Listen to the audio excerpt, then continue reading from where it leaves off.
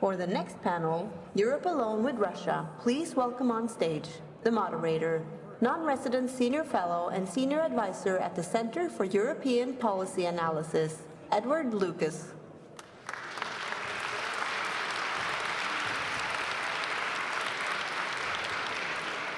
Hello, good afternoon everyone, and thank you for making your way back from the coffee break with such promptness. The foreigners here, I want to advise them very strongly to take the time to go to the Munch Museum and have a look at Norway's most emblematic painting, The Scream, which is not titled Europe Alone with Russia. And I think we should all take a look at the way in which Norway's national artist has helped us in our deliberations here with these very useful visual aids. You see here the frontline states of Eastern Europe trying to explain to Western Europe that there is really a threat from Russia. You see here the kind of idyllic strategic naivety of Europe after 1991. We have rather a lot of pictures of Europe's strategic nakedness up here. And behind me, the glorious prospect of a united, cohesive Europe really getting to grips with the challenge of a post-NATO and post-Atlantic Europe. So I want to invite... We have a fantastic panel. I'm going to invite by name, first of all, Alexandre Escorcia, who had the great pleasure of chairing at a panel in Paris just less than a week ago. Alexander, you sit there. We're going to give Karl-Heinz Kamp from the German Council of Foreign Relations. We don't actually have anyone representing Southern Europe on the panel, but Karl-Heinz does live in Rome, so you are representing the Olive Belt. We have Marta Profic from Warsaw, by way of Canada, I think, originally, and representing Europe's land warfare superpower. We have Rastislav Kače, my old friend from Slovakia, a country that has actually been suffering the brunt of Russian information and other dirty tricks. We have Barbara Kunz from CEPA, who's going to specializing in the European pillar of NATO. And last but not least, Jim Townsend, formerly of the US administration, now from the Center of New American Security. Please join me in welcoming the panel.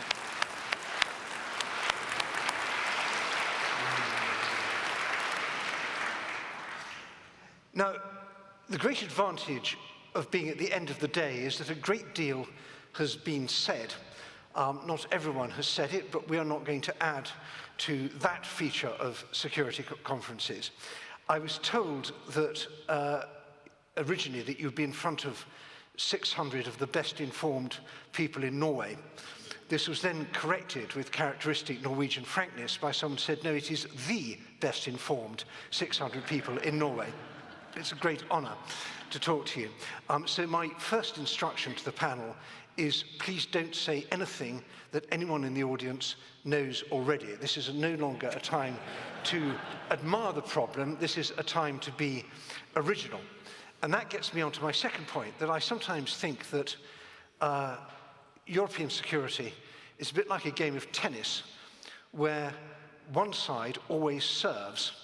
It may now be a special kind of three-cornered tennis where the United States is also serving, and they have a much smaller tennis court, a much bigger racket, and they've managed to get rid of the umpire. And we just sit there, scampering around, trying to retrieve serve after serve from the White House. But nobody said it has to be this way. We are bigger, and in some ways richer, than the United States. We are an enormous lump of political, economic, diplomatic power. And it's high time that we started serving, that we started showing some agency. It's true we have some problems that some of our biggest countries, and I include my own in this, seem to be slightly out to lunch or possibly out to tea in our case. And that's bad, but there are an awful lot of other countries. We have rich countries, we have militarily strong countries, we have countries with tremendous insight, many of them represented here. So it's high time that we got on with it. And where better to start with France. Alexandre, Europe alone without Russia. How are we doing? Well, where should we thank go? you. Well, first, thank you so much to the organizer for having us in this indeed inspiring place. And thank you, Edward. It seems like we're doing one panel a week, so next week I don't know where, but I wanted to say, picking up on the line of the panel, that actually together Europe and North America have the capacity, this was said earlier, to stand up to Russia, and actually it's no match. Russia is no match for us together. You know that in economic terms, Russia's GDP is 1 to 20 compared to NATO's GDP, but also in terms of innovation or indeed in terms of soft power. I know many Russians who want to move to Europe or indeed to the United States. I know precious little Americans or even indeed Europeans who would really want to be in today's Russia, and those who want to be there are welcome to go and stay. But in terms of soft power, obviously, there again, there's little match. In military terms, it was said already as well, it's obvious that they are no match for us. So us working together is obviously the preferred option, even from a French perspective, that's very clear. A strong and solid alliance resting on a strong transatlantic partnership is France's preferred option. But that partnership needs to be balanced, or possibly even rebalanced, if it is to be efficient. And we know that many countries have reached 2%, including France, and are going now beyond. For France, as you know, it's not necessarily only a matter of how many percentage points, but what you spend it on efficient military kit. We have, and we will have doubled our defense budget from 2017 to 2030, but what counts is what you spend it on. Also, what counts is what you provide on the ground as reassuring effects, and France is stepping up in the eastern flank, as you know, in Estonia alongside our British friends, but also in Romania as a framework nation, and across the area also in the Black Sea region with over 2,000 personnel. And as you may know also, there was a big, very NATO-heavy panel this morning. France is the only ally who is featured, not only European ally, that is featured in all NATO regional plans because of our geographic position, but also because of the importance of France as both a transit land and a contributor to security. We were talking about Ukraine there too. I think without prejudging what will come out of next week's defense ministerial, I think one of the headlines you will see is that Europe more than pulls its weight in the aid to Ukraine when compared in proportion with the United States. And as for France, it's been almost 4 billion euros between February 22 and the end of last year. And we've been also trailblazers in many areas of aid, such as, for example, armored vehicles or indeed long-range missiles. The training we've been providing, also with Europeans and with the EU, has been substantial. And as you know, we co-lead some artillery coalitions and air defense coalitions within the capability coalitions. I think a country like Norway can appreciate also this leadership that Norway has taken has been remarkable and is a good example. So I think all in all, the trend is good, is positive, but obviously we need to do more. And the first thing that we need to do, we know that, is consolidate the upward trend in defense investment. And I think couching it as investment and not spending, because spending can be, once again, for anything, but investment in terms of narrative is investing in our future, investing in our children, investing in defense. I think there's a narrative to be seized there.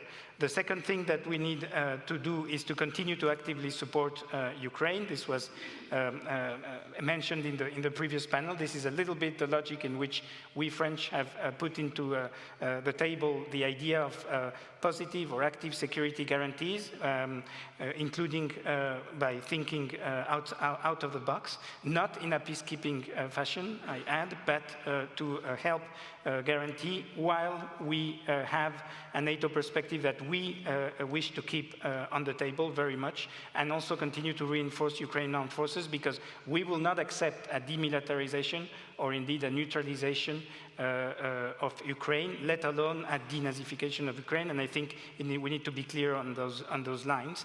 And finally, we need to get our act together in industry, as Rob Bauer said earlier, and our defense industry. while also fostering transatlantic defense industrial cooperation. And the way that we see that is that we have two legs in the transatlantic defense industrial cooperation. We have a very strong American leg, but we also have to have a very strong European leg. And if we do all of those things, I think we will be in a good position to be stronger partners for stronger partnerships. And in the end, we will make NATO more attractive, including for the US, to continue to invest in. Well, thanks so much, Alexandre. And I'm sorry I didn't give you your full title at the beginning. You're Head of Service, Europe, North America and Multilateral Action from the French Ministry of the Armed Forces. And I hope we can, later on in the discussion, drill down a bit about what this really means in terms of cracking the finance problem and how we do the other parts of defense industrial policy. But I'm going to go straight on to Karl-Heinz from DGAP. When we think about Germany, we don't immediately rejoice about the state the country's in, but perhaps it's not quite as bad as we think. Well, thank you. It's a little bit difficult to give a German position 3 weeks before national elections. Let me try to do this by 3 questions, and the answers, of course, and 1 anecdote. Question number 1 is even written in the program. It says, will Europe be able to defend or to effectively deter Russia? The answer is yes, because Europe has to. There is no alternative anymore. We do not have the luxury anymore to choose. We do not have the luxury anymore to ignore the US requests for more burden sharing. And should Friedrich Merz become the new chancellor, should he win on February 23, he's well aware of this. And he's aware of this because it's just not a new insight. So long before Donald Trump entered the White House, it was clear that Washington would expect more European engagement for their own security as the US will increasingly shift towards Asia-Pacific. This is not the news. Second question, what is it that Germany has to do concretely? Or what is it that a potential new government is aware of to do concretely? First, very simple, we have to improve our deterrence and defense capabilities by fulfilling the commitments made in the NATO defense planning process. This is easier said than done. The German Bundeswehr has three combat divisions, which all have severe shortages in basically everything, weapons, ammunition, and equipment. A 4th division has just been created on the paper for homeland defense to protect critical infrastructure or to prevent Russian acts of sabotage on the German soil. This exists only on the paper. So there is still a far way to go. And of course, the German brigade in Lithuania requires much more effort if it's really combat ready in 2027. Second point, of course, this means more defense spending. The interesting thing is that 2 weeks ago, the new NATO Secretary General said that NATO will end up with 3.6% defense spending. Of course, he got criticized because he did not give the NATO consensus. However, no one challenged the figure. No one challenged the figure. So I'd be curious to see what Canada, Spain, and Portugal, Italy will make out of this. And also there, Chancellor Merz is aware of this. He knows that 3% is a baseline Germany should end up with. Third point, further support for Ukraine or any post-conflict settlement will heavily depend on Europeans and on Germany. The Pentagon leadership will have likely a weak rather weak Secretary of Defense, which means it will be strongly influenced by those who regard Ukraine as a distraction from the US fight against China.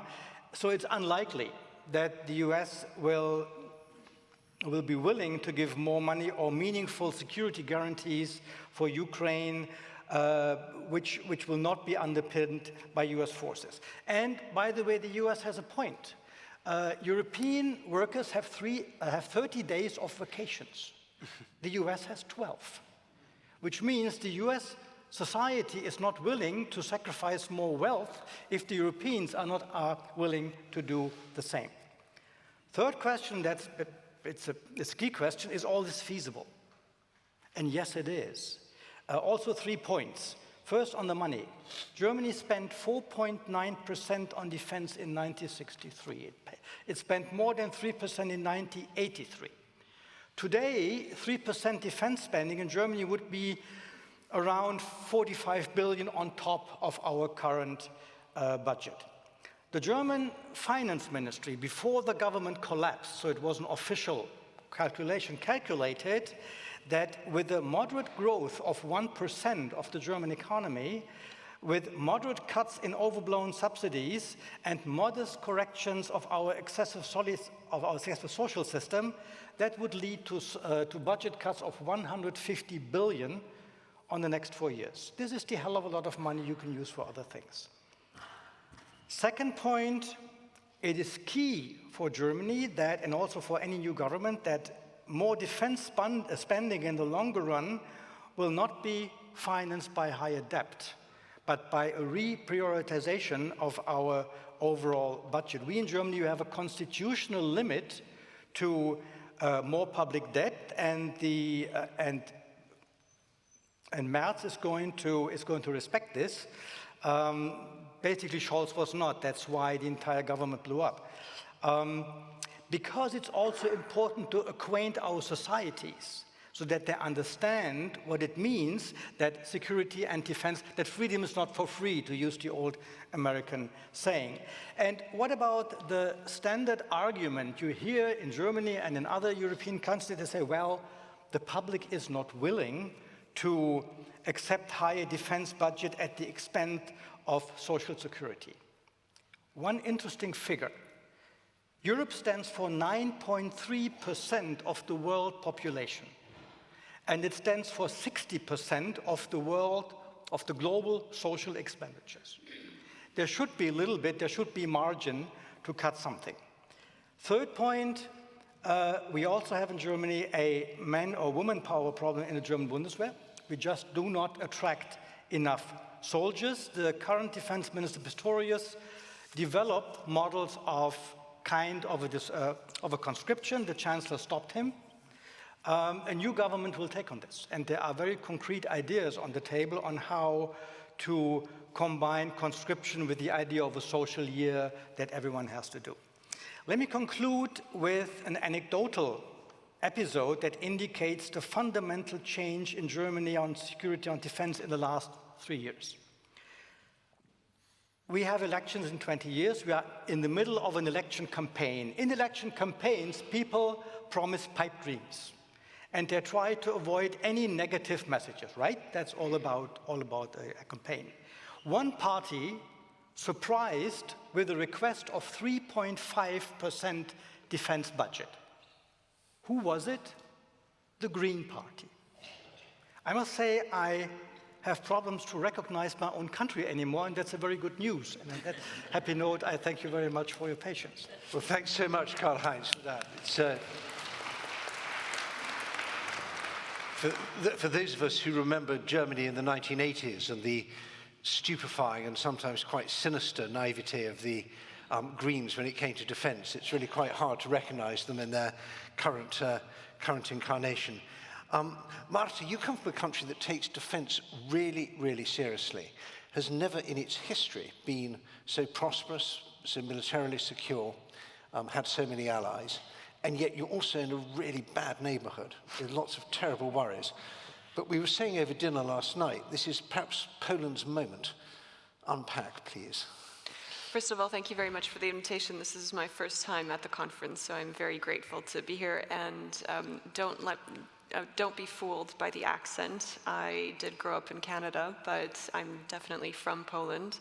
Have been living there for a long time now. So it's in the form of a question whether it actually is Poland's moment or not. I took the liberty of sketching out 3 points of a yes answer and a no answer. so that your expectations are not as high as they should be. So first of all, absolutely, Poland has been in the European Union for 20 years and has benefited greatly from the transfer of funds, has been the primary recipient, has benefited greatly from the common market and the institution building mechanisms that came along with it. So it's come a very long way from where it was after communism ended. And the same goes for its role in NATO and the 25 years that we've been in the organization. And more than anything, I think that it's important to note that there's been a social consensus of membership in both of these organizations, which adds to the stability of having that as an overall program for the country and for both political parties, the main two political parties that keep on battling it out, similarly to the United States. And number two, the thing with the military spending right now is that this is not something that we started to do just this year after we realized that it's necessary to gear up because the United States are signaling this. This is something that has been happening consistently since, like Hannah mentioned before, since 2014 and when the war actually began in Ukraine and not just the full-scale invasion. So it's been a consistent progression which makes it possible to have to think broadly and comprehensively about the military plans. Then number three, so number one is the economic leadership, number two is the military leadership, and number three is the political leadership right now. What hasn't been mentioned right now is the fact that there is a leadership vacuum in the European Union with France in political turmoil over its budget and election cycles that have been happening recently, and Germany that has gone missing from our perspective as a motor of the European Union. So I think that number one, this leadership vacuum calls for somebody to take the stage and fill it. And Donald Tusk is one of the most experienced politicians that the European Union has right now, and he's a committed European. He brings with him the sort of energy that Europe right now, in the difficulties that it faces, needs. Of course, it's, the presidency also comes after the Hungarian presidency. With that contrast in mind, it definitely underlines the possibilities that surround Poland. One other thing that hasn't been mentioned all day is actually EU enlargement. And this is one of the priorities that Poland is heralding as part of this, the EU presidency of the Council that it holds right now, and the geopolitical perspective over the adaptation of specific rules and the criteria.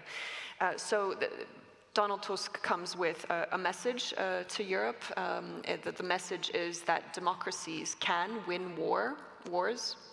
And that is what Europe wants to hear. We've heard this many times. Now, let me briefly outline, very briefly, because I have a minute left, why we should sort of also bear in mind that we have to lower our expectations when it comes to Poland. Number one, we've been in an election cycle since last year, and that continues. We had the general election, a local election, European Parliament election, and now we're facing a presidential election. And the Law and Justice Party continue to have a very strong position in the society, and there's a very high risk of them taking over once more, which is going to make Tusk's ability to defend democracy and play this leadership role that everybody wants to see very difficult or impossible. Actually, the fact that we have a presidential election also very much dictates, in many aspects, his policy right now, and we can get into the weeds of that later on when it comes to the conversation around boots on the ground and where Poland stands with that, but I'll leave it. And then number two is the fact that we have to remodel our economic model. So the way that the European Union is going right now now in terms of very high hopes for decarbonization, very high targets. This is very difficult for Poland to achieve. We are very dependent on fossil fuels. 85% of the economy still functions on, we still depend on fossil fuels. We no longer can rely on what we used to rely, which are cheap labor costs, political consensus around the EU, and we depend on coal. And the last one is that Tusk doesn't actually have a comprehensive and ambitious vision for the EU. This might be the most shocking one, but I think that this is his moment, Poland's moment is actually just a coincidence of things that came together at the same time with all the factors that I mentioned beforehand. Now, that's not a bad thing because he has a sense of timing and he has he's guided by common sense that we all feel and need. So, yeah. Well, thank you so much, Marta. And those of us with long memories may remember Helmut Schmidt, who once said, if you have visions, see a doctor. We can do that. There's a lot of things we need. We don't necessarily need the vision if everything else is working. I'm very pleased to come to you now, Raslav, because I guess not everyone in the audience stays absolutely up to date with the twists and turns of Slovak politics, but it is really alarming to see how quickly a country which has been a core member of all the Euro-Atlantic clubs falls over and becomes basically a sort of mini version of Hungary. I'm exaggerating slightly, and it's not just Hungary, we also see really alarming things happening next door in Austria. So this idea that there is a thing called Europe and there's a thing called Russia and it's up to Europe to stand up to Russia isn't quite right, because Russia is actually there. There's a kind of Russian wedge going deep into the old Austria-Hungary, and your country's part of it. How do we fight back? Well, first of all, it's good to come to Norway and into this circle of friends, because it gives me some feeling of sanity, which I haven't felt for a while. And it's good. If I was Prime Minister Tusk and that he chose his first trip to Norway, I understand. If I was his advisor, or if I was elected Slovak Prime Minister, well, I don't have that ambition, but my first trip would go to Prague as usual, but then to Nordic for sure, because this remains to be an island of strategic sanity and also to a large level of sobriety.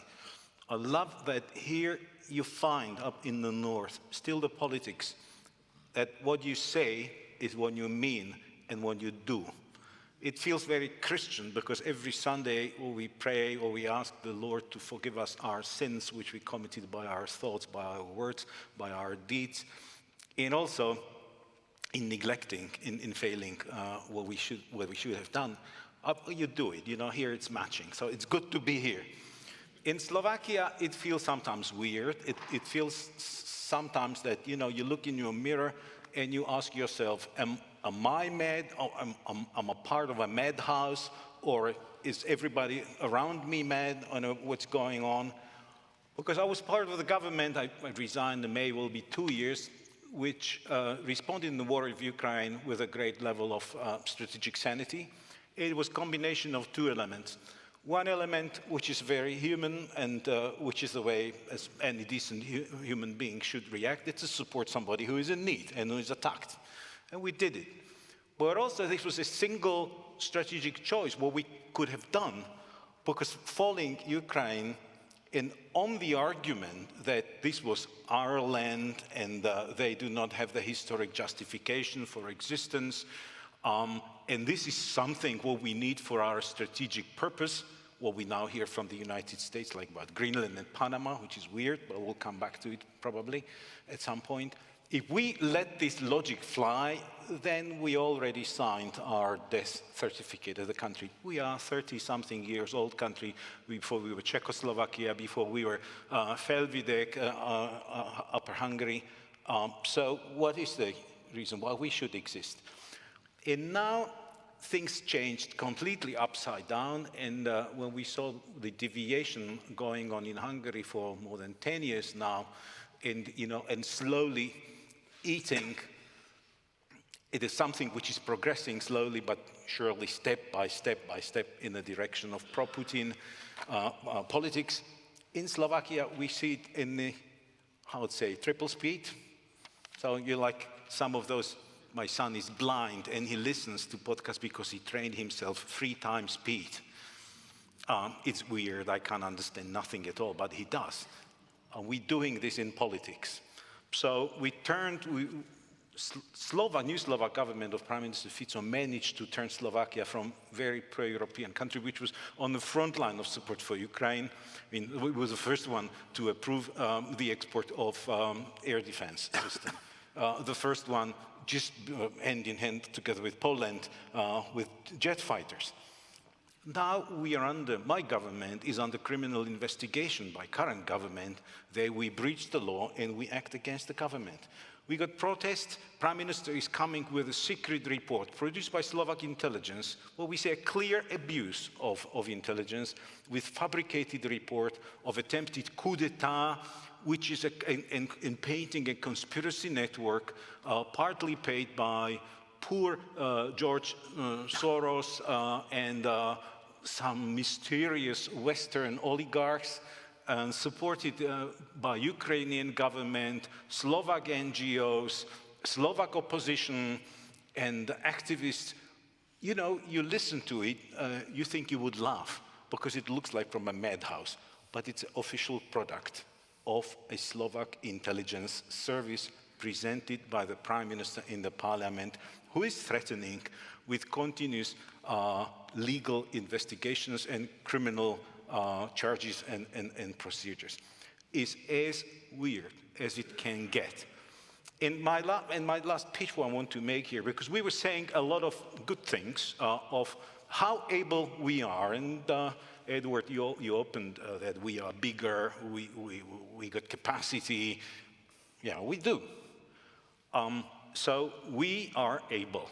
But the will question was discussed yesterday at dinner and here around the table, how willing we are to use our ability, to unite that ability.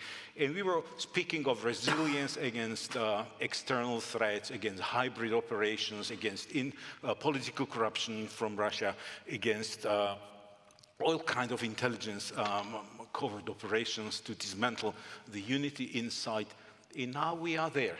And I feel that not only the external resilience, but my question is how we are able to defend internal, or how strong we are in internal resilience inside the EU. Because both EU and both NATO are based on mechanism of consensus. Yeah. So if you put the foot in the door stays open. That's it. You would need a lot of creativity, and we've been through how you go around and cross that. If somebody's, Orban, we did it a couple of times. Now we have 2 in the gang. What we do about it? We are not equipped for that internally. So we see challenge from outside, we see challenge from inside, and I do not have a strictly good answer on what to do, unfortunately.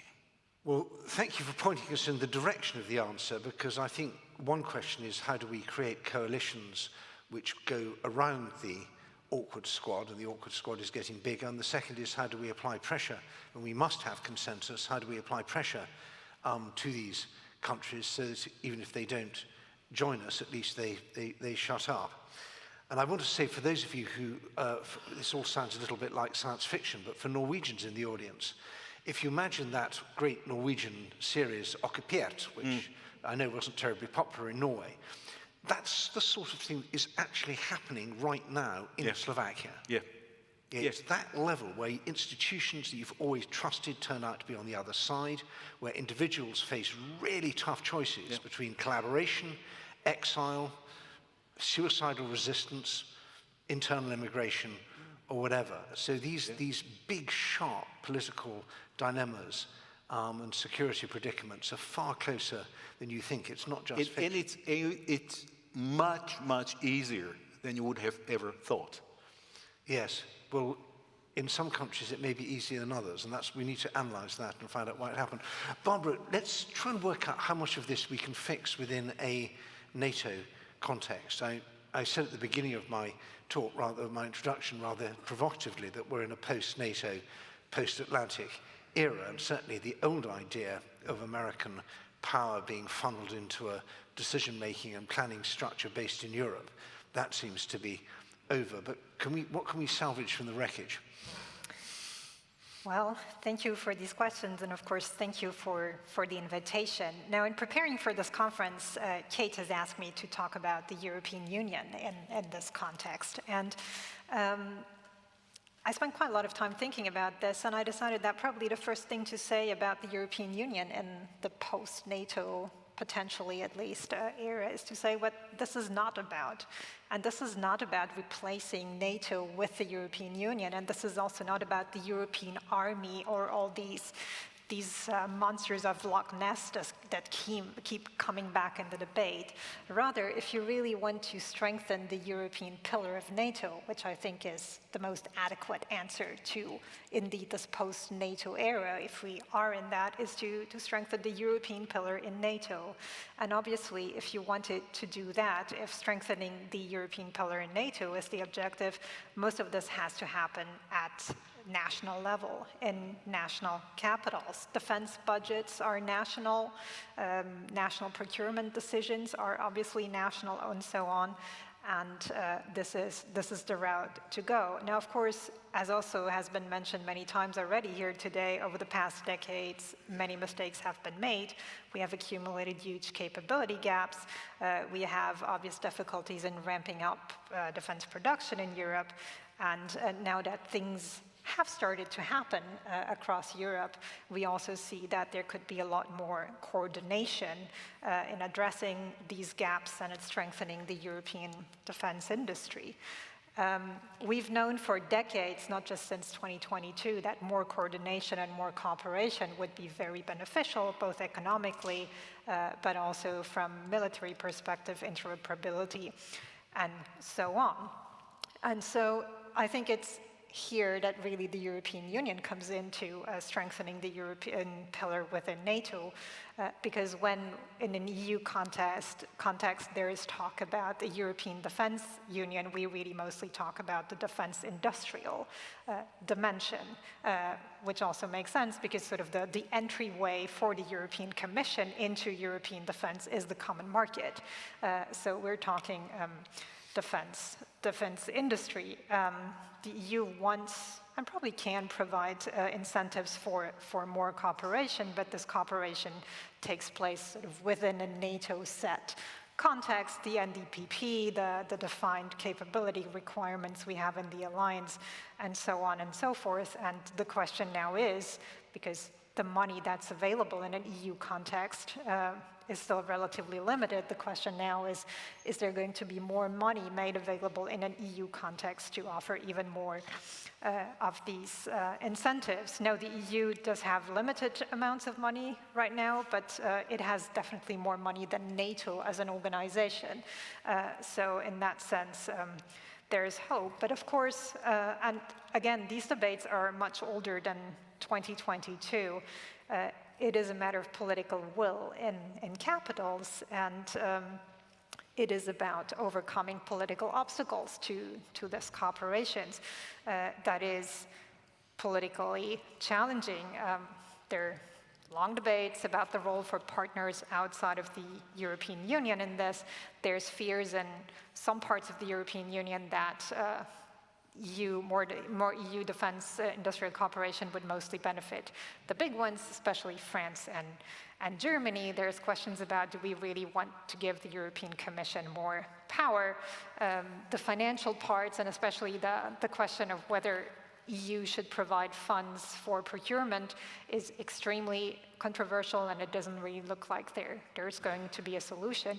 And I think the most political factor that matters in a transatlantic context is obviously also that a lot of NATO member countries and EU member countries are afraid of upsetting the Americans, who have never been huge fans of EU defense industrial cooperation. If you go back a few years, I think it was in 2019, the French defense minister talked about the fact that it's not Article 5, but Article F-35.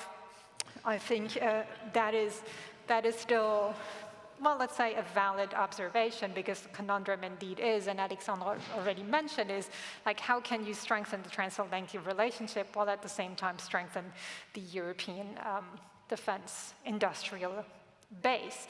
And I think this comes back to a much bigger and in a way much more philosophical question and problem that we have in Europe. We spend so many years debating diverging threat perceptions among Europeans. The other thing that we almost never talk about is that in Europe we also have completely different analysis of the most likely trajectory of the transatlantic security relationship. And it is this latter divergence within Europe that explains a lot of the problems Europeans have in cooperating together, especially in the defense industrial field. And the first Trump presidency also does not help, because the experiences in the various European capitals with Trump 1 were so different that very different conclusions are drawn from there. That is about Trump himself, but I think that in general in Europe we also have a wider problem, is that we are extremely bad at analyzing the United States full stop. We're even now so focused on this one person, Trump, who's obviously very important because he's the president, but I think we're also very easily overlooking sort of very structural developments in the United States of which Trump is a symptom and not the cause. And so I think the real way forward would be to also do work on sort of really coming together on a shared analysis of where the transatlantic relationship is headed. And I'll end on that, where the political leadership for that debate would come from in the situation that, among others, Marta described. That is the big question. Well, thanks so much, Barbara. I think you've put your finger on a really important point, which is that first of all, we don't fully understand the United States. We don't trust the United States, and we're worried about upsetting the United States. And that's a pretty tricky triangle to be operating in. And I hear more and more from countries that bought advanced American weapon systems, the worry that in the event of a war, they may be fighting for their survival in a war that America doesn't, not only doesn't take part in, but doesn't approve of.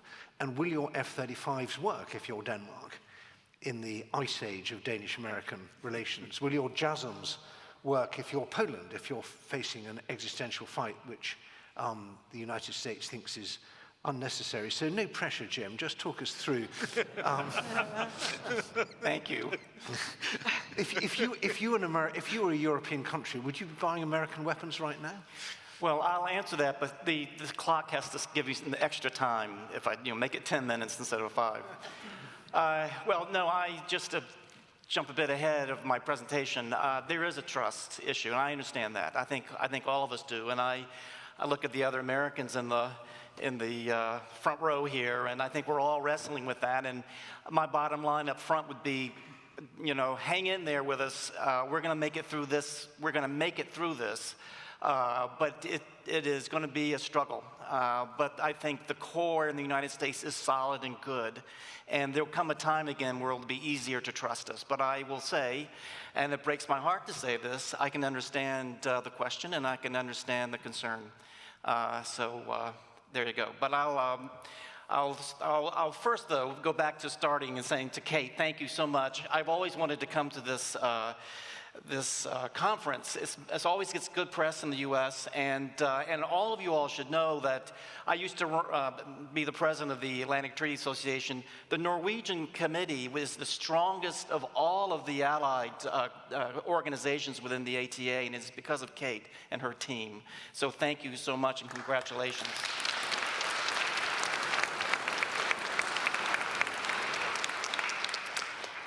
So I was asked to talk about how Europe can save NATO, and I had a hard time working this because I wanted to spend a page talking about Donald Trump, but now that I've been told to take all that out, all these speaking notes are gone to the side, and I'm going to start in the middle of my presentation. But how Europe can save NATO, I think one thing I want to state up front is today, right now in Brussels, there's a summit to talk about European defense. I cannot emphasize how important that summit is right now, and I'm hoping that things will come from that summit that can be actionable and that can be moved out on and not just more talk. And we know that NATO's about that, and we know EU, there's a lot of talk as nations try to get consensus on how to go forward, but where we don't have a lot of time. And so I'm really hoping that this is going to be a good meeting in Brussels, and I give them all the best. The UK is there as well, so this is really important. What I want to talk about in terms of how Europe can save NATO is to talk about the Hague Summit in June. Between now and the Hague Summit, the allies are going to be working together to put together what allies will agree to in June in The Hague. What's key about this is this is going to be Trump's first summit in his second term. This is something that he doesn't focus on NATO when he wakes up in the morning. He focuses on the Panama Canal or on whatever horrible thing is happening in Washington. He'll begin to focus on NATO in a few months as they begin to reach a point of making decisions within the alliance. But right now, I'm sure in Brussels, they're trying to put together what that summit's going to look like. What we need to keep in mind is that for Trump, as he goes to the summit, to me, there's three things he's going to think about. One is the 5% that he's put on the table. The second thing is the meeting capability targets. He might think about that if his people tell him that's going to be important, that allies have got to meet that. And the third thing he'll think about as they get closer to it is trying to deal with all the hybrid threats, because those are going to be on the summit agenda. But the big thing he's going to focus on is the 5%. Because he's gone public on that, he talks about that. The press will hold him to account for that 5%. So what's going to happen between now and June is allies are going to have to negotiate what is that. Because the U.S. mission to NATO is going to have orders from Washington saying, we want 5%. And looking at Rachel right now, if you were still there, this is what at the table they were going to have to try to get allies to agree on. We know that's not going to happen. So the first thing is the Hague Summit is going to be crucial. It's right around the corner. That 5% is what's going to be on the mind of Donald Trump. The second thing is this: leverage. Trump's leverage and the way he preps for negotiations is to intimidate and bully. We've seen that. We're going to see some of that in the run-up to the summit. We're going to see him in a month or two, as this begins to get on his radar, that he's going to talk about withdrawing U.S. troops from Europe. There was something a couple of months ago, or a month ago, talking about maybe withdrawing 20,000 troops. Ben, I don't know if you saw that, or Rachel, but we're going to start hearing him prep the battlefield, as we say, by talking about withdrawing troops. We're going to hear him talk about, of course, burden sharing. He's going to be beating that drum. Europe's got to step up. He's going to talk about U.S. assistance to Ukraine, and maybe we're not going to give any assistance, and maybe the Europeans are going to have to. We're going to hear all of this, and like Rachel said, we can't rise to that bait. We have to let him do that, but let's at NATO work the paperwork, working towards the summit, and not get Trump spun up by rhetoric. So that is going to happen. We're going to have to just know that's going to happen. Okay, what Europe can do at the summit to save NATO, and I'm going to go as fast as I can. Thank you. The first thing is Europe needs to come to the table at the summit with actionable things to deal with the hybrid attacks. No matter who's the president, we've got to deal with that. The Finns have done a great job showing how it can be done. Swedes have gotten in that, Norway as well, about pulling up those cables. But Europe has got to show Trump that you guys are on top of it. And you've already got a great start with Finland, and NATO has also gotten involved, and the Jeff has also gotten involved. So we've got to get that on something that can be placed on the table by Europe. Second thing is, I think in terms of negotiating the 5%, it's got to be something about at least 3.5. Try to get it there. But I know he's going to not be happy with 3. Let's see if we can get it a little bit above 3 at least. Don't give him a reason to walk away from NATO. If we have the summit and suddenly in the middle of the summit it looks like he's going to get less than 3% or something like that, we've seen this in the past. He'll say, look, we're leaving. We're going to leave NATO. And we don't want to give him some excuse to walk. We don't want him to do that. I'm going to skip the rest of this real quick. I'm going to say that there is some good news out there of things that you all are doing, the European nations are doing, and that NATO is doing, and the EU as well. We've got to make sure that is understood at the White House. That it's not doom and gloom out there. There actually is a lot of good things that NATO and the nations are doing. Last point is this. He has not targeted NATO over the past month or so. He hasn't said something like we're going to pull out or anything like that. He appointed early in his, after the election, he appointed the U.S. Ambassador Whitaker to NATO. I was surprised at that because I thought that would be the last person he would appoint. That was one of the first. So he's obviously still interested in NATO. He's got good relations with Mark Rutte. They have known each other for a long time.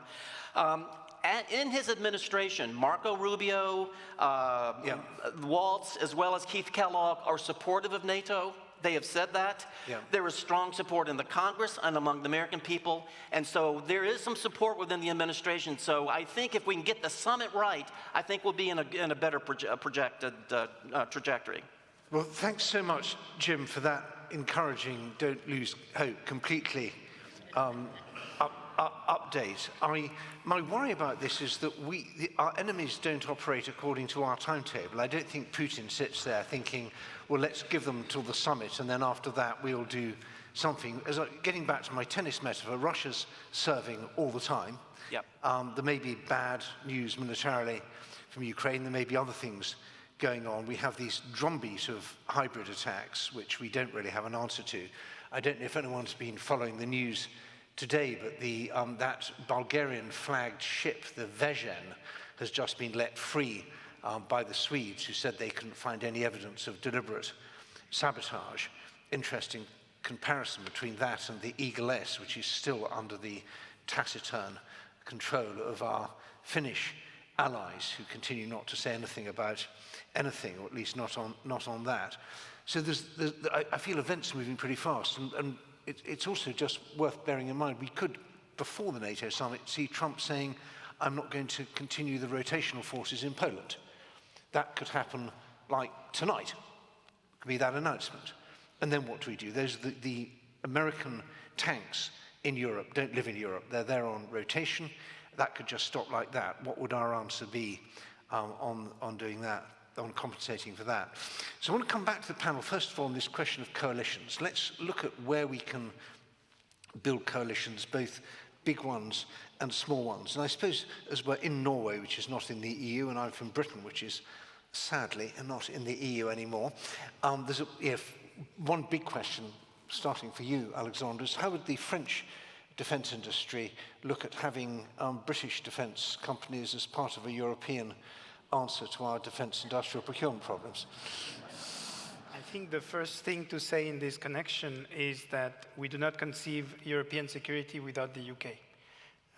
That is very clear, and as a matter of fact, what we've embarked on now with the perspective of a bilateral summit in the UK in the late spring, possibly, is what we call a refresh of our so-called Lancaster House Treaty, which is the bilateral treaty that encompasses our cooperation in the area of security and defense. This cooperation is, by the way, established by now, and it's substantial alongside three tracks.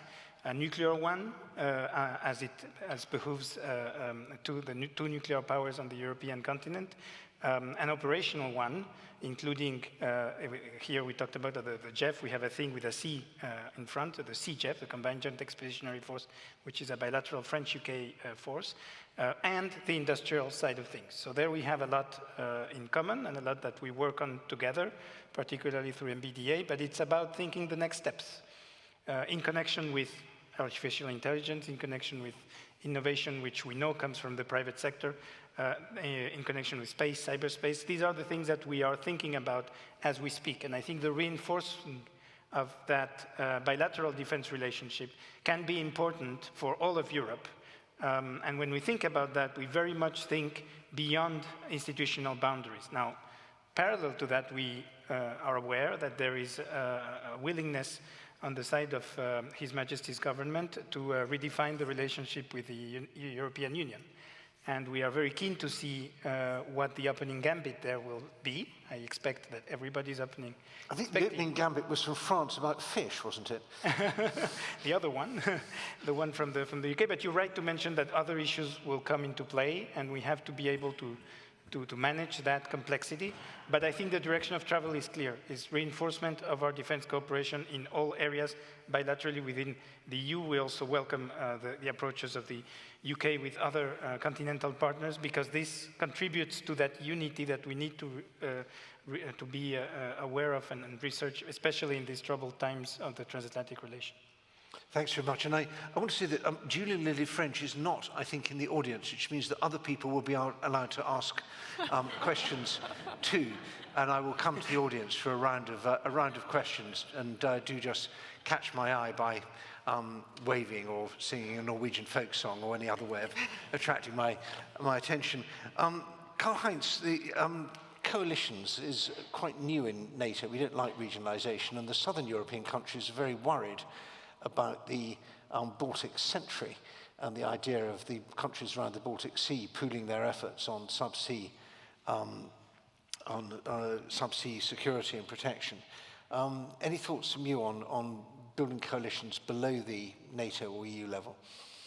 Well, I mean, it's an old phenomenon in NATO or long-year phenomenon in NATO that we have this east-south divide, that the southern countries just ask, we have security challenges, but apparently NATO is focusing only on the east. The southern countries, Italy and others, just have the problem that they cannot define clearly what is it that NATO should do about their security problems. Because in the east you have a linear Russian threat which you can deal with linear means. In the south you have mostly threats which are socio-economic. This is why, by the way, at the compromise, NATO has these two threats as the major threats, Russia and terrorism. They are on completely two different levels. I mean, NATO cannot do that much about terrorism. The good thing is that in the meantime, some southern countries have understood that we are not back, but close to the old Cold War terms, where just this threat by Russia is so overburdening that they are affected as well. So I'm not sure whether you need special groupings under it. I don't see a special concern in Italy or elsewhere on Nordic cooperation, for instance. This is not something that, as it was said this morning, that the old days where you just have the Quad on board and everything is done is over. There are changing groupings in NATO which have different influences depending on the topic. And since I'm living in Italy, the Italian government, Meloni, has now a very strong position, because for the first time it's a government who knows what it's talking about. I mean,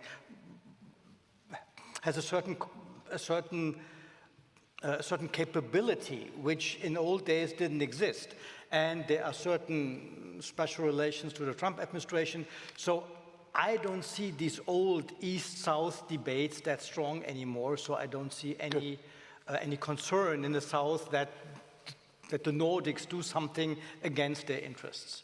What they have to get on is the defense spending. And there I don't see how countries like Portugal, Spain, Italy, Canada will really make it to the significant grow-up they have to do. Marta, Poland is in this strange position of being the most important country militarily in a region, but without a leadership role there. The JEF, the Joint Expeditionary Force, doesn't include Poland. Britain's meant to lead it, but can't or won't, or at least doesn't.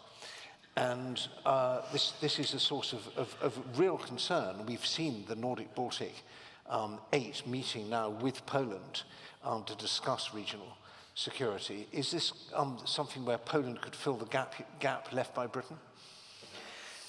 I'm not sure it could fill the gap. It definitely wants to be a part of the grouping. There's definitely a lot of regret over the fact that Poland is not a part of JEF. It's an ongoing discussion, but it seems that there is enhanced cooperation with the Nordics and Baltics, and surprisingly, this is not something that actually just began with the new coalition under Donald Tusk. This was something that was already the case under the previous nationalist populist government. So comes again to show that the threat perception is in Poland, and the reaction there too is similar for both parties.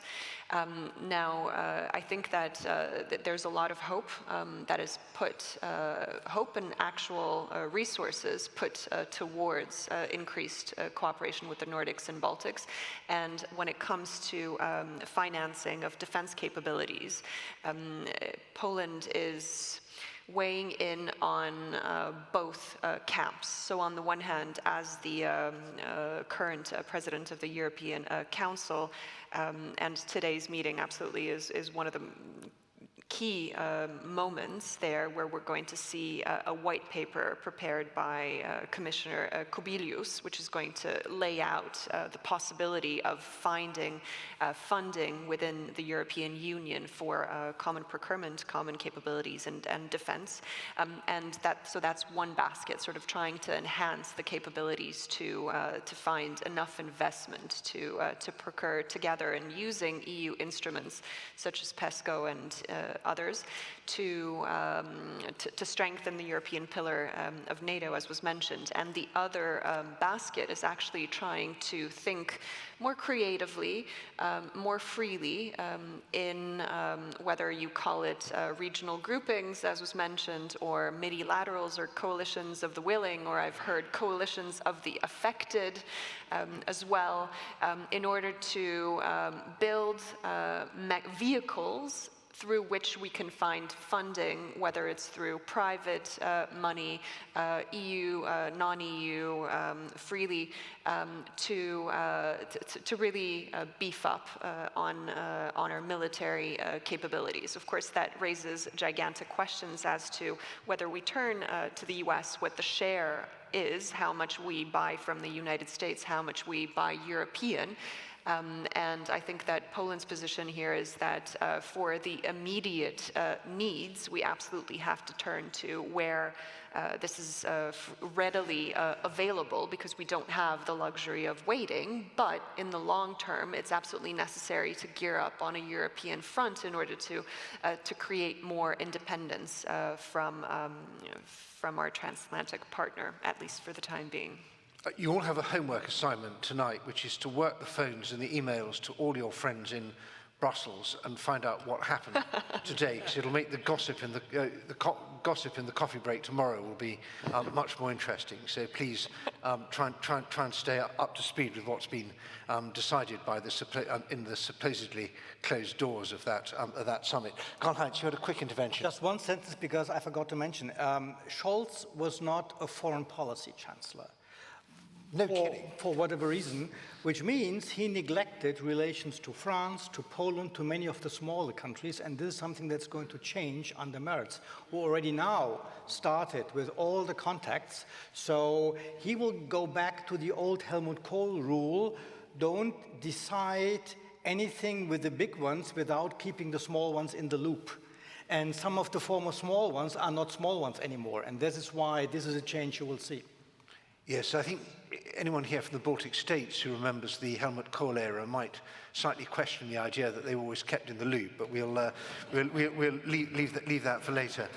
Rostov, I let you off the hook because I asked you a question about how do we deal with this problem, and you alarmingly outlined what's been happening. But it's a funny thing that in this resistance to hybrid warfare, your neighbors in Prague have done a really good job of putting together their counterintelligence, counterterrorism, counter-organized crime, counter-subversion capabilities. And Prague in the past has been quite a hotspot of expertise and capability in this.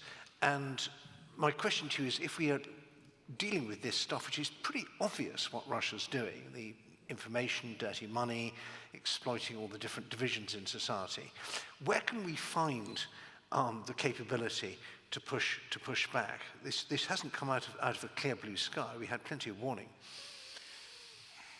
Yes. Well, I'm among those who have kind of frustration, and I was telling you yesterday, we have a saying in Slovak that you do things and it feels like you throw a dry piece on the wall and they don't stick. So, you know, in a relationship, it never works when you say, your partner, I've told you so. Usually that triggers even bigger trouble. And it doesn't work in the politics and in the society. So, you know, there have been a number of us, your articles in Slovak, Czech, there have been dozens of people telling us so, because it was in our face. But we were closing our eyes like a little kid, being afraid, so you close your eyes and you think when they're open, the threat is gone. And we behaved like that already for decades. We never listened to what Putin was saying. He's not going to do it, it would be so irrational. Oh, we were judging his action on our rationale. That was the only mistake. The same applies to President Trump. We say, oh, this is not going to be that bad. We hear it even today. Well, we see it in our face that it's quite bad, and every day we see that it's bad. With Prime Minister mine, oh, he's not going to be like that. You know, he's saying just that thing because he's populist, but then he will be as usually, you know, working there. No, it's not happening. We should, again, as I say, your ideas, your words, and it leads to deeds, and that's it. That's happening. What should be done, it's already beyond national, I'm confident. It's not a Slovak or Czech capacity to deal with that. We are becoming part of the problem, because whenever my prime minister goes public, it's Russian propaganda, full speed. We have Slovak intelligence, which I mentioned before, completely taken over. It's destroyed. So whatever capacity was there, it's completely destroyed. The head of intelligence is a young guy who's got no intelligence or strategic experience. He's openly pro-Russian. His father in politics is criminal, investigated for a kind of a political mafia circle, hijacking the state organization. So, you know, it's gone, it's lost, it's lost. Yeah. But it creates a very difficult problem if you're thinking about counterterrorism, for example. Do you then cut off the Slovaks entirely from counterterrorism cooperation? Because if you do that, you risk going back to the days of the Cold War, when international terrorists used to hang out in the former Czechoslovakia. So putting countries in the icebox isn't necessarily an answer, because they don't stay there. Barbara, I want to ask you about... It's cut off. Yeah. It's cut off. It's effectively cut off. That's it. But with the Austrians, even when Kickel was interior minister, and they were chucked out of the Club of Bern for intelligence cooperation, we still talk to them about counterterrorism, because that was a sort of basic interest. But Barbara, I want to ask you about, there's something we haven't touched on in this session, or indeed today, which would be one of the biggest and easiest wins if we had the willpower to do it, which is the seizure of the 300 billion in Russian central bank assets. Now, I heard a brilliant, I'm not sure, maybe even it was of Hannah, I can't remember, someone said, just take the money and say to Trump, this is Russian money, we've taken it, and we're going to spend it in America on American weapons. Do we have your attention now? Now, in that absolutely. In this kind of, we're in a super transactional... Trump would love it. We're in a super transactional era, dealing with a super transactional president. And one of the things about being super transactional is you say what's mine is mine and what's yours is negotiable. And this is Russian money sitting here in Europe. And somehow, I mean, the Estonians have actually passed a law saying that, but unfortunately none of the money, for strange reasons, but none of the money is actually kept in Estonia. It's mostly in Belgium and bits in Britain.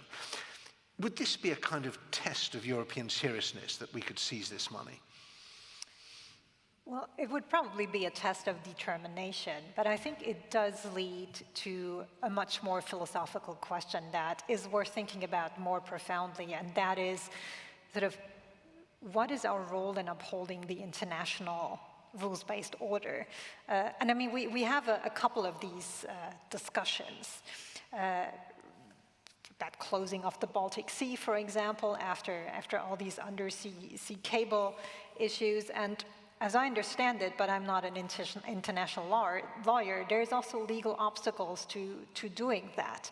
And I think balancing these choices would be very important. But I would not be surprised if the European debate really went much more into this direction and taking that decision. Also, as we're probably, we don't know what the Trump administration is going to do, but just increasingly are in the need of finding money to support Ukraine in the probably at least medium term, even after there might be some kind of ceasefire agreement. Jim, I was rather ruthless at the beginning, and I cut you short of the full time you wanted to expend on the very important points you're making. So if there was anything that's burning a hole in your notebook and you'd like to get it out, please come back. Otherwise, please tell us, talk about coalitions. And I've also got some questions about nuclear weapons. Let me look through my book, make sure I didn't leave something out. No, let's talk about coalitions and nuclear weapons. Yeah. So, you have a question? Well, I suppose the question for you is if the American nuclear umbrella is no longer functioning the way we think it should function, it might not function at all. And it would be really easier. There have been very good points about how America isn't just Donald Trump, but it's only Donald Trump's finger which is on the nuclear button. However good your relations are with Congress or the state of California or whatever, in the end, it's the commander-in-chief's willingness to risk nuclear war on behalf of allies that's the fundamental bargain behind NATO and European security. And obviously, I think that's over. I can't see that happening the way we used to at least hope it was going to happen. And that puts a huge burden on the two existing nuclear powers, Britain and France. It means that the nuclear debate is now fully underway in Ukraine, and actually, rather quietly, it's underway in Poland and other countries as well. I mean, if anyone had said 2 or 3 years ago, you would hear serious thinkers from those countries asking, how do we get out of the Non-Proliferation Treaty? I'd have said, that's one for the next Norwegian series of Okkupert. No, it's happening. It's happening right now. These plates are shifting. So I'd be interested to know how you think the nuclear equation is shifting, and whether any future American administration would welcome a stronger European nuclear pillar, or would you say that's our business, but out? Boy, well, that's a loaded question. I will say that certainly in the think tank world over the past couple of years, the whole panoply of nuclear issues have been discussed, including in the United States on command and control. The idea going back to Truman that only the American president can make that decision. Does that make sense? And that has certainly been under debate. I think also under discussion is the NATO nuclear policy too. Is there a role for another option besides bombs being dropped from a DCA aircraft in terms of how you deliver that nuclear deterrent? Is there not something that should be something that we couldn't have done under the INF Treaty? Should it be something that's medium range, ground-based, or off of a submarine, this type of thing? I think really this question we've got to discuss more within NATO, and I don't know if they are. I mean, Rachel, you were there, you've been there. I haven't been there for a while, but you have. But this is something that has become now very, very serious in terms of making some fundamental decisions. The nuclear question, and a lot of what you raised, has never really been tackled, not for a couple of decades, because it just wasn't, in the strategic picture for NATO or in the United States. Now it is. That's one thing Ukraine has brought. It's something Putin has brought as he rattles that saber. And I think it's something that in the first moment is going to have to be discussed in NATO, by NATO, and the U.S. in NATO to try to figure out what we want to do here. And I think France needs to be part of these discussions. I know why France is not. I'm very familiar with that. UK right now are part of the the review is going to be taken up trying to figure out how to make affordable that UK nuclear deterrent. So for whether it's for France or for the UK or for the US, there's elements of that nuclear question that we're going to have to come to grips with now. And I think we've got to do that in a NATO context. May I say a word? Yeah, I'm coming to you in a moment, Alexander. Yeah, whether you like it or not. He's going to announce they're going to join the NATO nuclear thing. So announce that. That'll make some news for Kate. Yes, I think the Prime Minister mentioned Timothy Snyder this morning, and one of the most important points that he's made is that Putin has already showed that nuclear blackmail works. Right. Yeah, that is, whatever happens in Ukraine now, he showed that works. We were scared. And if Ukraine had kept its nuclear stockpile, he wouldn't have attacked. And those are two lessons that will shape the world for the lifetime of everyone living in this room, I fear. Unless, of course, France comes to rescue us. Yeah, no, I'm so sorry to disappoint you. We will not be joining the nuclear planning group. However, we will continue to advocate for the alliance to elevate its nuclear IQ.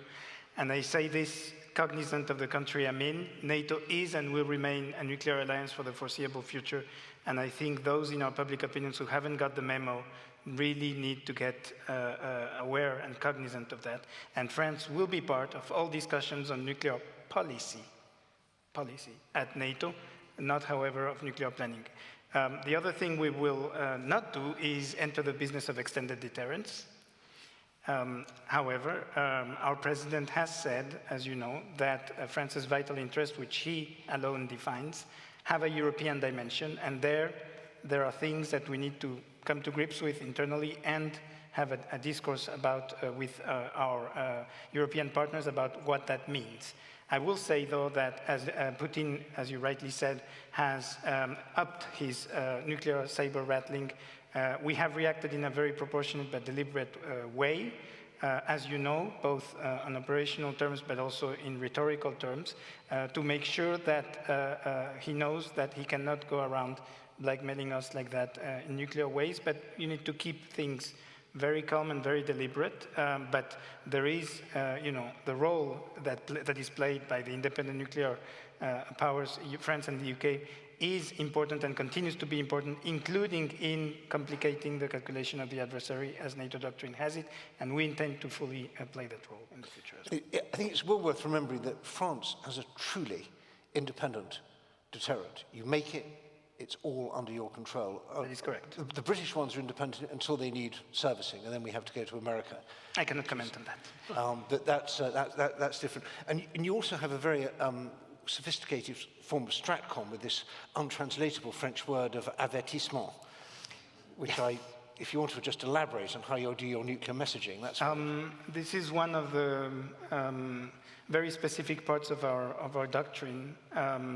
But basically, in our doctrine, as you know, our nuclear deterrent is in any way designed to deter from state threats to our vital interests coming from a state. And we know that we have, with a very limited arsenal, the ability to deter from the weak to the strong, as we say. Should, however, a state adversary make a mistake or be mistaken or be mislead themselves about our resolve, there is the possibility for the president to order what he calls a warning, an avertissement nucléaire, a nuclear warning, which would be delivered by our air component. We have two components, air and undersea, sea-based, SSBNs. And the aim of that is to reestablish deterrence. I cannot say much more than that, which is the public discourse about what it is, partly because these things are in themselves a bit shrouded in secrecy and mystery, also in terms of ambiguity of what it means exactly. But it does offer more options also, and contributes once again to calculating to complicating the calculus of the adversary, which is what this is about. So I think the point to take away from all of this is that we're all going in the same direction, even though we may not always be sitting around the same table or having the same decision-making processes. Thanks so much. Now, let's have some questions. There was I always want to come to Ukrainians first. Ukrainian, from Hannah first, and then, sorry, do you mind just waiting a moment? Because there was a gentleman with a green arm, I think, and then come to you, Rachel. Yes, go ahead. Thank you. I have the question to Alexander. How sustainable is French position about all these positive changes that you are describing? Considering, let's say, three facts. French domestic political competition. Not all political parties are with the same opinion as President Macron. The second, his previous history of personal calls to Mr. Putin when everybody begged not to do it. And the third is the French history, or let's say, of the past of the joint position with Germany when France was also looking what other allies would do. So if other allies would be not the same resolute.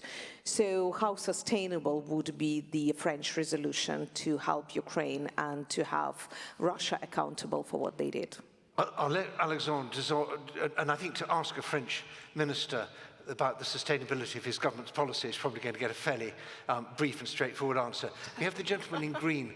Can you stand up, sir, and can you introduce yourself? Yes, thank you very much all for your presentations, which all make sense to me. Bjarte Bjørsvik from the Green Party of Norway. I would like to ask about the strategic objectives that Ben Hodges mentioned earlier today. To me, they would include the international law upholding Ukraine's pre-2014 borders, European security, and a democratic Russia sometime in the future. We are not there. But this is a question, isn't it? The question is, what do you think are the overarching strategic goals, and how do we get, what is the process so we can all unite on where we want to head? Thanks. Thanks very much. Europe whole, free and at peace is what we used to say. Look how that worked out. Rachel, go ahead. So I promise there's a question. This is about the defense industrial aspects. Alexandra talked about two legs, one transatlantic and one European, and Barbara sort of commented on some of the dependencies on the United States. But when I look at the defense industrial landscape, I see interdependencies that are hard to remove, particularly given the challenges of ramping up production and getting things there on time. I see, you know, on the Gripen, there's US components on the Gripen, engines, support systems. If I look at F-16 and F-35, you know, the flare, the chaff, the electronic warfare, the communication systems, all European. And so I just would like some, you know, those who are interested to say a little bit more about how you see these two legs, if you will, developing either in tandem or in cooperation with one another. Thanks. That's great, and there's perhaps one more. We haven't had any. Ben, General Hodges. So I live in Frankfurt, Germany, and my neighbors are always talking about, we'd like to spend more on defense, but our neighbors would be terrified if Germany actually did that. So I'm going to ask Karl-Heinz's two neighbors, Marta and Alexander, how would your nations react if Germany did, in fact, get up over 3%?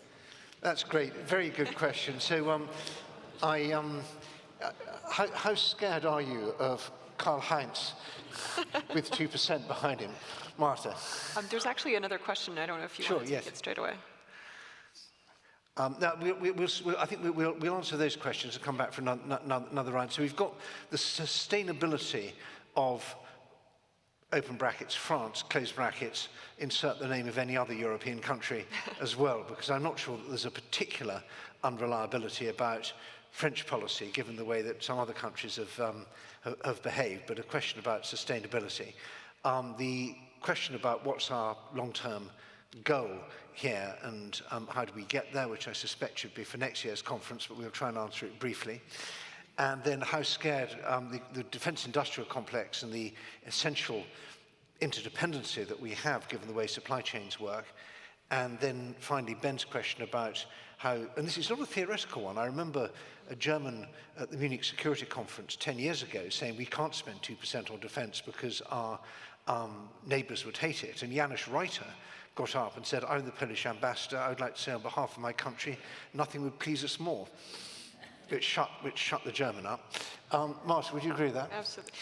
I think it depends who you ask. There's definitely a part of the population, in popular sentiment, there's still grievances between the two countries. There's the history that we just can't erase, which was directly addressed by Law and Justice and sort of really brought up once again because of the reparations issue that they wanted for political reasons to put back on the table, and that definitely stoked a fire that was already there.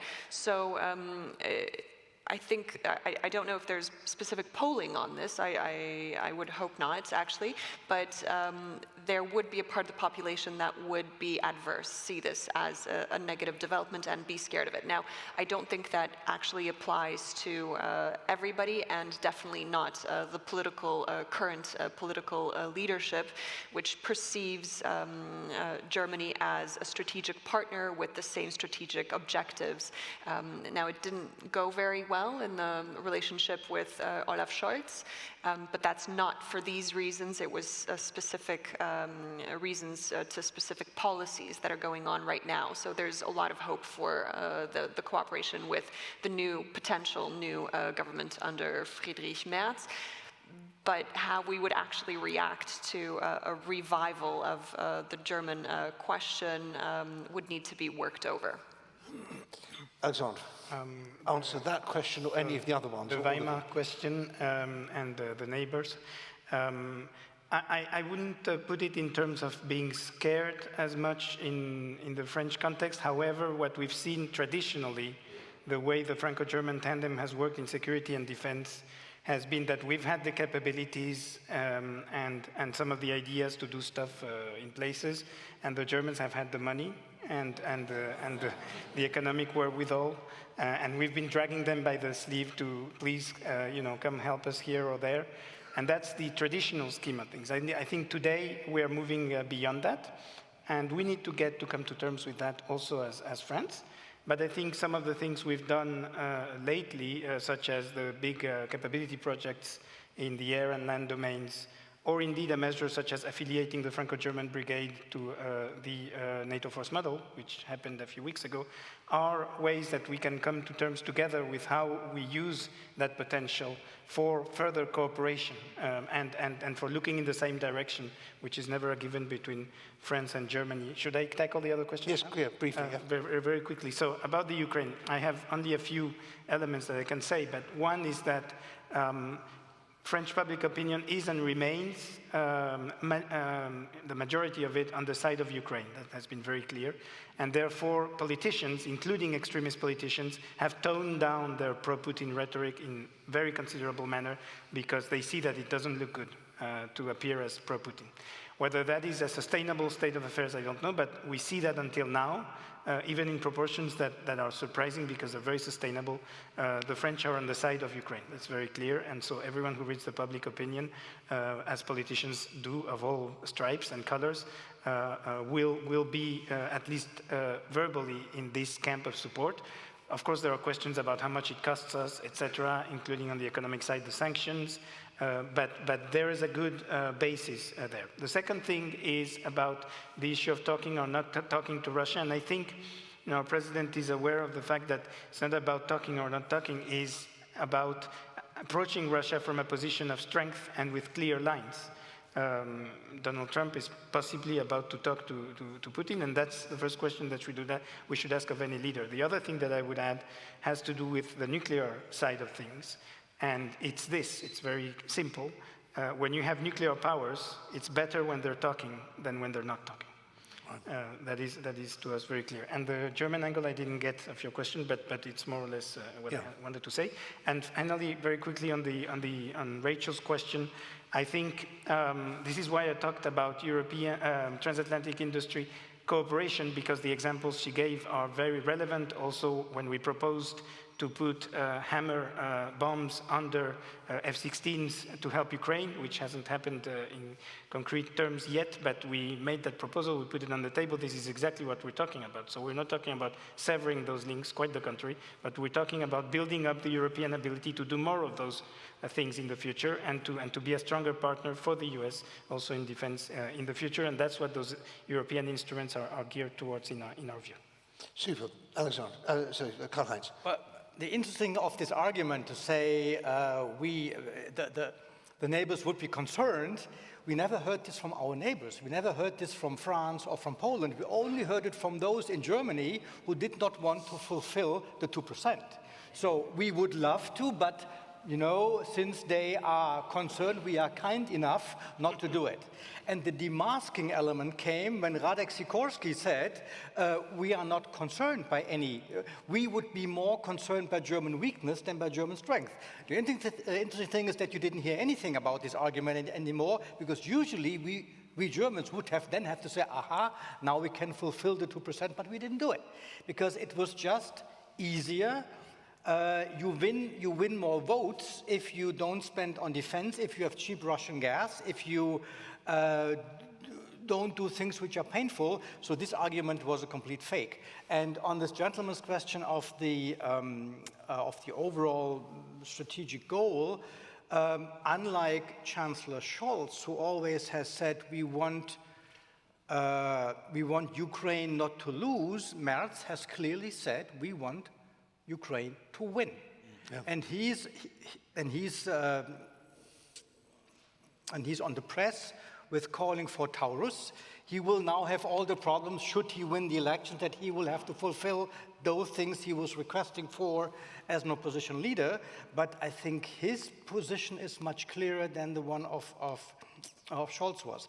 And if we should get a coalition with the Greens, that would be something which would work out quite well, because the Greens have changed in a way which is almost incredible. We have one Green politician, Anton Hofreiter, we call him Tank Tony, because he knows Russian tanks better than Ben and anyone else here, so there is a significant change.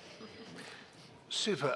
Barbara, you're half French and half German. Which half of you is worried about the other half? Well, I would actually like to step out of the line here and sort of say two things about France that seem important to me. And the first one, I think, is we don't have time for long lectures about French foreign policy here, so let me just say, I think a lot of the French discourse and the French-Russia policies pre-Globsec speech are actually misunderstood. It's not as simple as it looks, and sort of just, yeah, Russia understanders in Paris and so on. The second point I would like to make, and maybe as a non-official, that's easier in response to the question about the neighbors being concerned. One thing I believe is important to keep in mind is that on the fringes in the French political spectrum, there are really anti-German sentiments. I don't think they're real in the sense of fear of Germany, but they use them. Right? I mean, Mr. Mélenchon on the left has even written an anti-German book. And Mrs. Le Pen also, well, does not like Germany. And I'm not saying that this is anything that the German defense spending should take into account, but I mean, dynamics might lead in strange directions. Now, on the defense industrial issue, I think the question for Europe really is, how do we get to a degree of buy European that allows Europe to have a viable defense industry? This is what this is about. It's not about decoupling from America, or, I mean, if Mr. Trump decides to have tariffs and so on, then maybe that's where we're leading, but this is not going to be initiated on the European side if we end up there. But I do firmly believe that as Europeans, it is in our strategic interest to have a viable defense industry, and that's what we need to work towards. Yeah, absolutely. I'll come to Jim next, and then Rastov. Go ahead, Jim. Just to follow up and say, I agree completely, and I think most of people now who have been fighting that in Washington in the past, they agree there's got to be a viable European defense industry for Europe to get out of the capability hole. All I would say is, in the past, what has upset things is the rhetoric around that. When it's launched, for reasons understood within Europe, it's a red flag. And so while I think the EU should proceed in that way, I would tone down the rhetoric about buy Europe because it'll just spin up Washington again. And so let's keep it on the down low. Russell, I want to land the vision question on you. You and I both remember Czechoslovakia before 1989. We knew what we were fighting for then. What are we fighting for now? Well, on this strategic objective, one word. I'm a believer in united Europe. And now the cancer in Europe is Russia, which is threatening this vision. Of course, we helped it with our disunity and all of the sickness, what we say. Well, I hate to be in the question, you know, there's a joke, how do you get rid of pancreatic cancer? The response is by massive stroke. I would hate Europe to go this way. So, strategic choice is simple related to Ukraine. We should do everything that Ukraine will stay sovereign if the sacrifice for, well, I hate to call it peace, but stopping the fight and gaining the time would be temporary loss of the eastern part of territories, will need to be compensated by strong guarantees. The Russian, this will be like in this Tolkien movie when the Gandalf stands on that little bridge and he say, "You shall not pass." I think we need to switch into that mode that we will be able to project this power that you shall not pass. I think that is extremely important. And on the question of Germany, you know, there's this ending sequence on the movie, everybody knows that, you know, Someone Like It Hot, you know, as they live in this little boat and the guy saying nobody's perfect. Well, Germany probably is not perfect, but even if it's 5% strong, Germany on defense, and that would be that Gandalf on the bridge for Russians, you shall not pass. I'm all in. I'm all in. Wonderful to have jokes about pancreatic cancer with the Tolkien illusions is just amazing. You should join Ben and do these weddings and bar mitzvahs. I think, is that Fabian Hoffman there?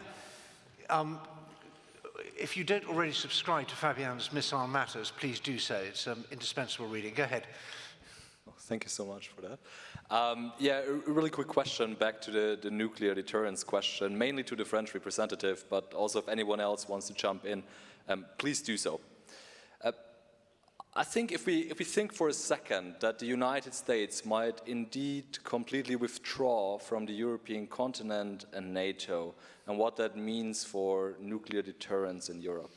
On the one hand, there is this dimension that the American counterforce capabilities, the large part of the strategic nuclear deterrent of NATO, will vanish. And I have some qualms what that means for the balance of resolve in Europe, but I think by and large it's not that much of an issue, because I do believe that the British and the French strategic nuclear deterrents are fairly robust, and I also believe that they do provide security to several other European states. Now my question, I am worried, however, about what that means for the non-strategic nuclear deterrent side. As the French representative said, there are some non-strategic functions of the French nuclear arsenal, but I do worry in terms of robustness. So I was wondering if on the French side there's any appetite to invest in that and to increase the robustness of that deterrent, and maybe what the others think about. You mean robustness in terms of stockpiles or doctrine or delivery? Yeah, stockpile, doctrine, function, versatility, right? That's what the US nuclear arsenal brings right now, but really what the French and the British cannot offer, at least definitely not to the same extent. So I don't know what the French is for a one-trick pony, but we don't want it. Any more questions? Well, there's one hand up there. I can't see who you are, so can you stand up, please? Wonderful. Gentleman, grey hair, go ahead. A brief question, please. Thank you very much. I'd like just to come with two facts related to what we have been discussing now. I think it's a reality that Ukraine will not join the NATO and will not be in the EU. That is also important in looking at how the possibilities are for a ceasefire system. No Ukraine NATO, no Ukraine EU in the future. And the other point is, we are discussing NATO and weapon systems. The reality is that in the total US armed forces, there are 16 different systems. In only Europe, there are 56 different systems with different caliber and guiding systems that makes it very difficult. Yeah, thank you. Well, I think this idea of being able to say to another country, we're going to decide from outside what your future is, and for Norway outside the EU to tell Ukraine also outside the EU to stay outside the EU is a subject which requires a couple of beers and a rather longer discussion, and also perhaps a Ukrainian as part of the conversation. So I want to come back to the panel for just a final. We've got 4 minutes left and 6 people, and as General Hodges says, don't do maths in public, but that is 40 seconds each, I think. Final point, I'd like to know from each of the panelists, what would they like Europe to do this month and in the first 6 months of this year up to the Hague Summit? 2 sentences, one on each. One for this month, one for by the Hague Summit. Starting with you, Alexandre. Well, I will allow myself to answer the questions then, and I will take that. On the nuclear question, as you know, in the French doctrine, there is no such thing as a non-strategic use of nuclear weapons, and the nuclear warning is not such a scenario. So therefore, for us, the question is posed differently. But that is a question that should be continued to look at, but be aware that our doctrine is very clear on this point. And just on the Ukraine point, we believe that what NATO has said already about Ukraine's future in NATO needs to be upheld and needs to be made clear, even if it's a longer-term perspective. But it's not for us, at least we don't believe it's for us to take that off the table. And certainly the EU membership is a perspective that comes also as a very clear and tangible perspective for Ukraine in all its elements and in all the areas of the treaty, including Article 42.7. Karl-Heinz. The one sentence is the EU should bury one of the monsters of Loch Ness, this entire European Defence Union thing, officially, and should admit that what it's all about is the functional cooperation between NATO and the EU. Right, brilliant. Martin? Is it for the EU to do? You can define we as we want, really. I have we Europeans. 4 very brief points. So stand up to Donald Trump and Elon Musk when it comes to digital interference into our sovereign elections. And we have mechanisms for this within the European Union. The Digital Services Act is one of them. Number 2, stand up to the tariffs that might be imposed on the EU, and also coordinate with Canada in the response. Number 3, I do think that Ukraine will be a member of the European Union. It's probably a 10-year prospect, but we're working towards that. What we need to do is also have a mechanism through which we look at the security and defense aspect of European Union integration, because previously we had NATO do that. Now we don't have NATO first, then EU. Therefore, we need to have a defense and security element within the EU and include Ukraine now in European security and defense. And number 3, a mechanism, a vehicle right now that we can source money in order to provide for Ukraine and for our own military capabilities as fast as we can, hopefully today. Super. Bye tonight. Raslav, a couple of sentences. Very quickly on who should join NATO and who should not join NATO or EU. This should remain entirely to the organization, to its member states, and to those who want to join. We should never accept the logic that Russia or anybody else would tell us what to do here. That's the bottom line, absolutely. On NATO enlargement, there are 2 simple criteria.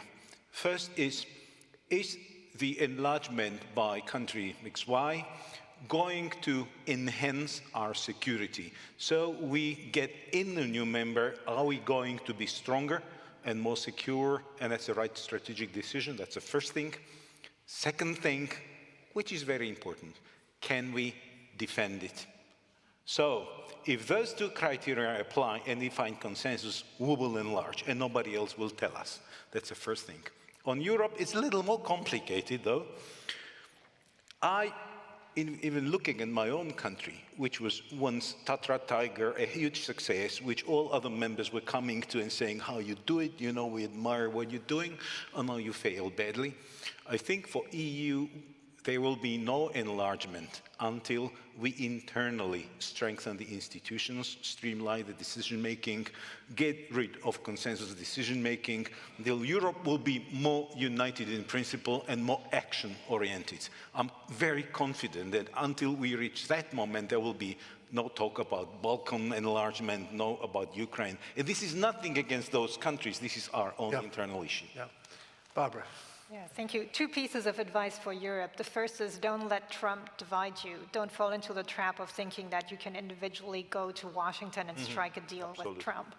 Yeah. Second piece of advice is do keep in mind that a credible deterrence posture is not about shiny new weapon systems. It's also about societal resilience. It's also about boring things such as logistics, military mobility, and so on. And of course, and this is where the first point comes back, political unity. Final word to you, Jim. I think at the Hague Summit, if there could be a package agreed by the allies that has a spending at 3.5% of GDP agreed, a package for continued robust assistance to Ukraine agreed, and then something that can lay out a commitment similar to what we did at Wales, but a commitment in terms of allies, everyone, meeting the capability goals that are going to be needed for the family of plans, the regional plans. Those three things, if we can do that and show Trump that NATO and Europe are moving out and have been, that'll do a lot to keeping us in NATO and Trump off our backs. Thanks very much to my wonderful panelists, and I'm going to hand straight over to Kate. Thank you so much for a fascinating debate.